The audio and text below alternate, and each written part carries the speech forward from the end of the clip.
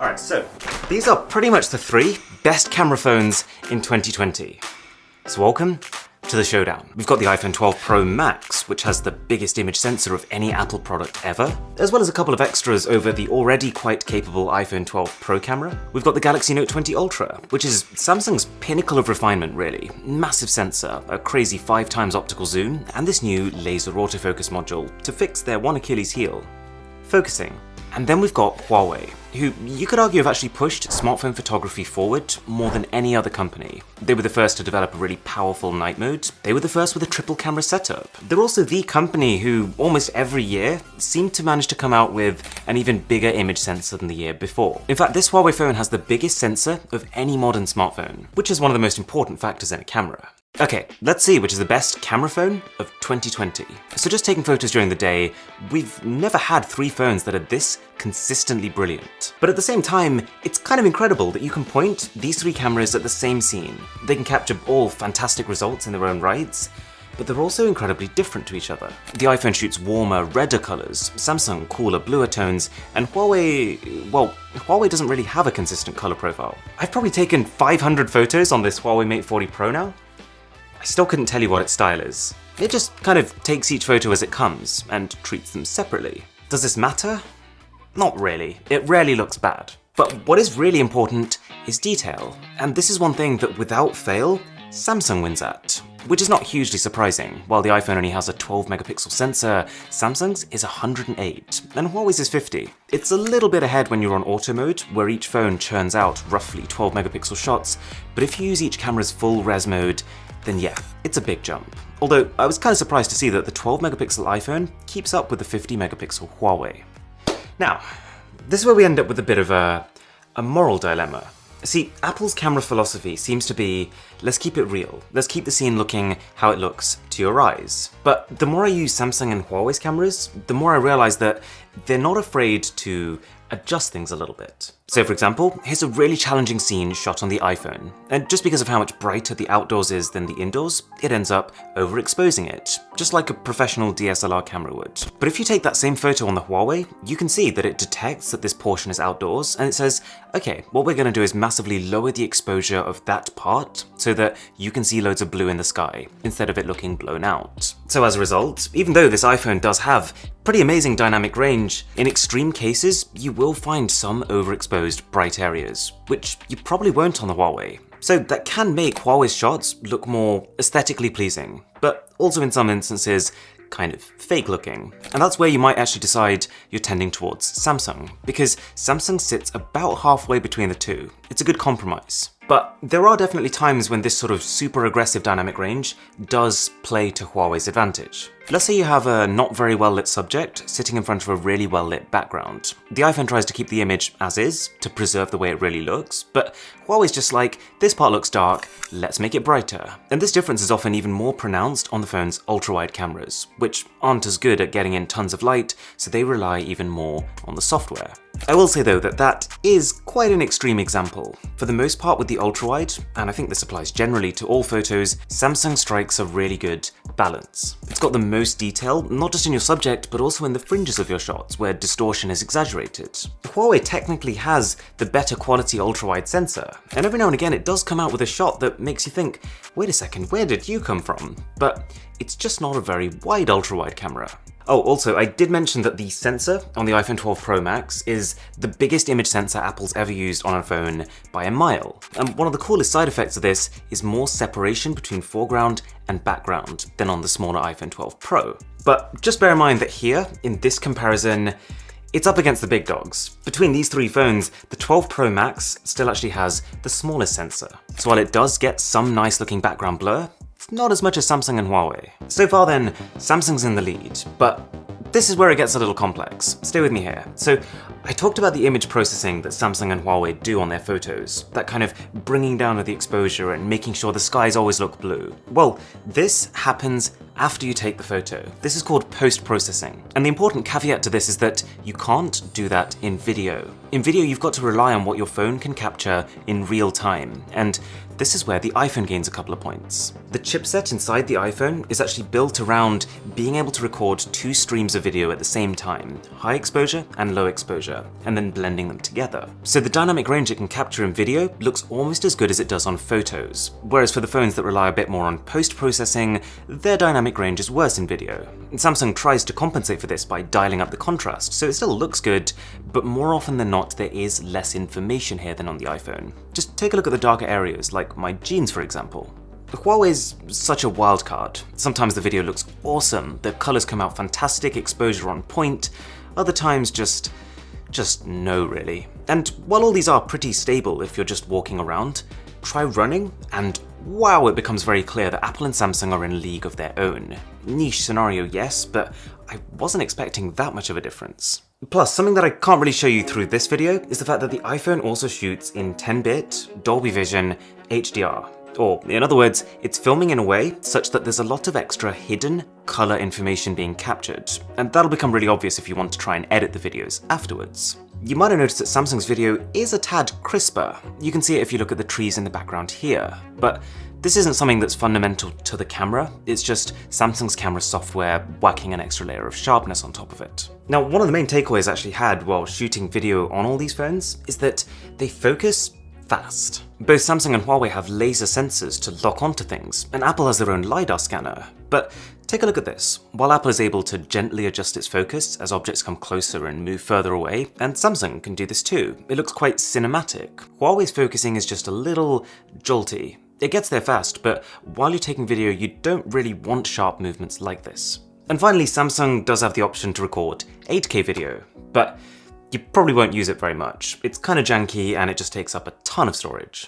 Now, there is something else as well as video that the iPhone 12 Pro Max absolutely smashes, and that is portrait mode. For starters, it has a 2.5x zoom camera that is primarily there just to take portraits. Basically, zooming in when taking photos of people prevents you having to put your phone right up into their face, which can distort their facial features. So to try and compensate, Samsung uses 2x digital zoom for portraits, which is alright but loses some quality, and Huawei just doesn't zoom at all, which, as you can see, doesn't look as good. Also, what most phones tend to do in portrait mode is figure out what's foreground and make it sharp, and then figure out what's background and make it blurry. But the iPhone does a better job of subtly blending the two layers. So if you take a look at my jumper in this shot here, you can see that Apple has understood that one on my shoulders is further back than the other one, so it's a little softer looking. Also, this might be because of the new LiDAR scanner, the edge detection is unbelievable.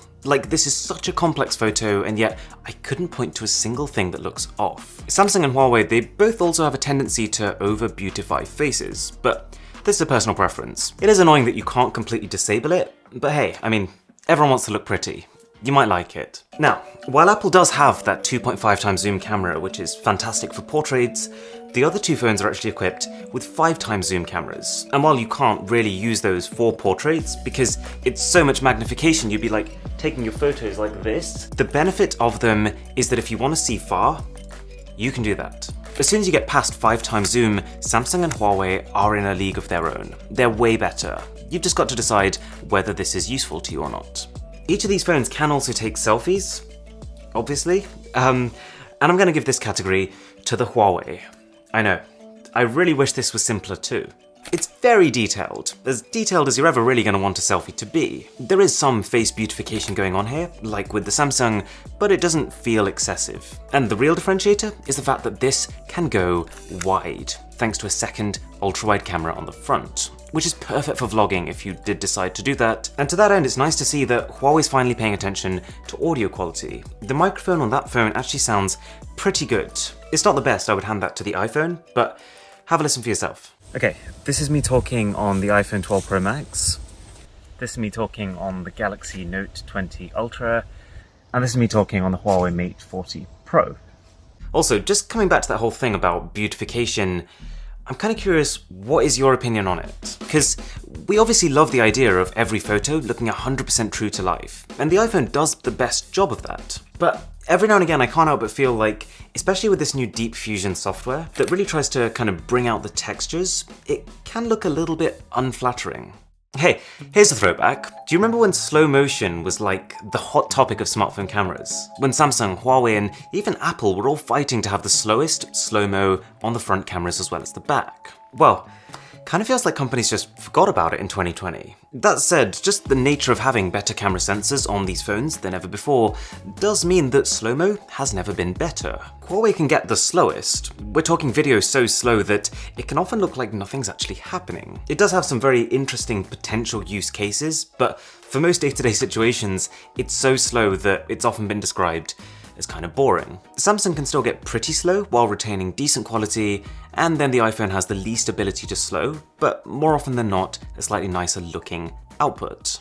So, you might have started to notice a theme in this camera comparison. Apple likes to control the user experience, to give you a bit less flexibility, whether it's zoom or slow-mo, but to make sure that everything you can take on this phone does look good. And I like that approach, but it's worth bearing in mind that it does come with one caveat. The iPhone camera is a bit less fun. I just think that because Samsung and Huawei's cameras don't take themselves as seriously, they're not afraid to have a few extra features that are just interesting and experimental, as opposed to necessarily being the most polished. I love Huawei's light painting mode, for example. You can draw things in the dark, or AI color, which turns the entire background black and white, or dual view, which lets you capture multiple magnifications at the same time.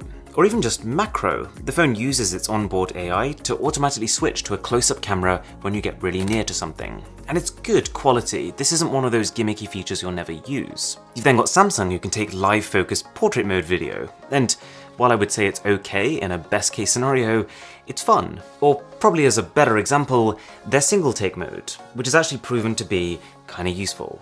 So you probably have a lot of situations where you know that you want to capture a moment, but off the top of your head you can't quite think of what the best way of capturing it is. So here you can just tap the shutter once and it takes everything. It takes photos, it takes videos, it takes ultra-wide shots, it even gives you options with filters and music too. It's quite cool every now and again just to try it and see what it comes out with. Oh, and if you are enjoying the video, by the way, a sub to the channel would be spectacular. So I guess what I'm really saying is that the iPhone 12 Pro Max camera is like the zenith of refinement. But at the same time, it's so laser focused on the standard photo and video features that it kind of feels like a missed opportunity. But you could also argue that what it can do at night is very fun. Nighttime photography is what I was looking forward to the most, for two reasons. One, it's where the improvements of the new sensor on this iPhone should be most noticeable. And two, it's an area that's historically been dominated by Android phones.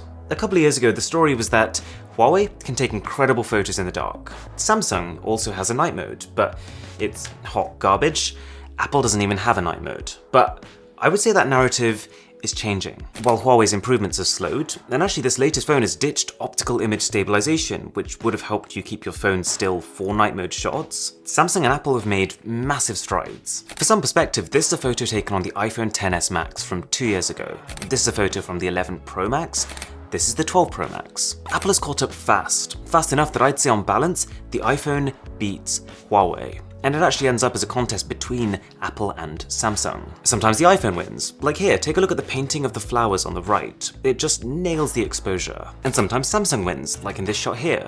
But I can't believe I'm saying this, more often than not, the iPhone hits all the pillars of a good night mode photo. It restores the actual daylight color of objects. It smooths out surfaces that would otherwise become riddled in artifacts or just noise, and it's very detailed. I gotta say that the Huawei didn't impress me. In some ways it feels like they've kind of gone backwards a little bit. The lack of optical image stabilization does mean it's kind of prone to micro movements while capturing. And while its shots are generally bright, I think they would actually benefit from being a bit darker, because all this brightness is doing is exposing the amount of noise in them. You know, something else that Huawei used to be so far ahead of the competition at was shooting the stars, astrophotography. But now, I would almost side with the iPhone. It actually seems to produce a slightly cleaner output. And actually, that's not the only advantage at night that the iPhone has. For starters, portraits. It's the only phone that can take both night mode and portrait mode at the same time, which means just a ton more light.